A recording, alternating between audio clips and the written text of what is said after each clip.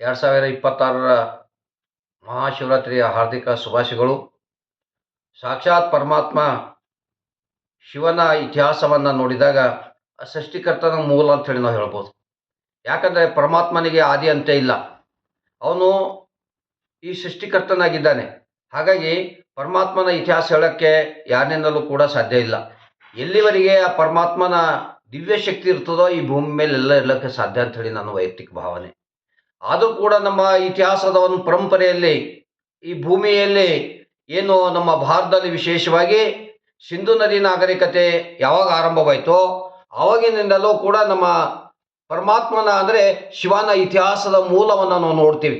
ಯಾಕಂದರೆ ನಮ್ಮ ಭಾರತ ಅತ್ಯಂತ ಪುರಾತನವಾದಂಥ ನಾಗರಿಕತೆ ಯಾವುದು ಅಂದರೆ ಸಿಂಧು ನದಿ ನಾಗರಿಕತೆ.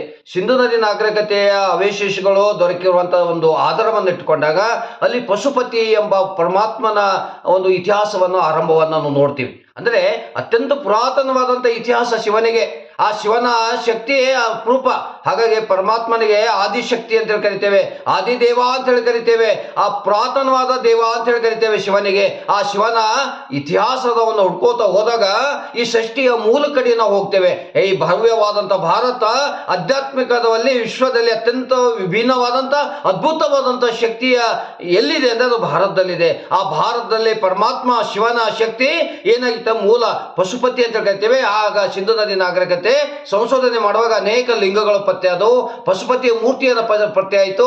ಹಾಗೆ ಪರಮಾತ್ಮನ ದಿವ್ಯವಾದಂಥ ಇತಿಹಾಸವನ್ನ ಮೂಲ ಮೂಲ ಮೂಲ ಹೋದಾಗೆ ಅದರ ಆದಿ ಕೋಣೆಲ್ಲ ಅಂತ್ಯ ಕೊನೆಲ್ಲ. ಆದರೂ ಕೂಡ ಇವತ್ತು ಪರಮಾತ್ಮ ನಮ್ಮ ಶಿವ ಏನಾಗಿದ್ದಾನೆ, ಆದಿ ಮೂಲ ಪುರುಷನಾಗಿದ್ದಾನೆ, ಆದಿ ಮೂಲ ಪುರುಷನಾಗಿದ್ದಾನೆ. ಅವರನ್ನು ನೆನೆಸುವಂಥ ಭಕ್ತಿಯನ್ನು ಮಾಡುವಂಥ ಪರಮಾತ್ಮ ಆ ಶಕ್ತಿ ನಾವು ಯಾರೂ ಹೇಳಕ್ ಸಾಧ್ಯ ಇಲ್ಲ. ಯಾಕಂದರೆ ನಾವು ಮಾನವರು, ಈ ಮಾನವನಿಂದ ಸಾಧ್ಯವಿಲ್ಲ. ದೇವರ ಕಥೆಯನ್ನು ಹೇಳಕ್ಕೆ ಮಾನವನಿಂದ ಸಾಧ್ಯವಿಲ್ಲ.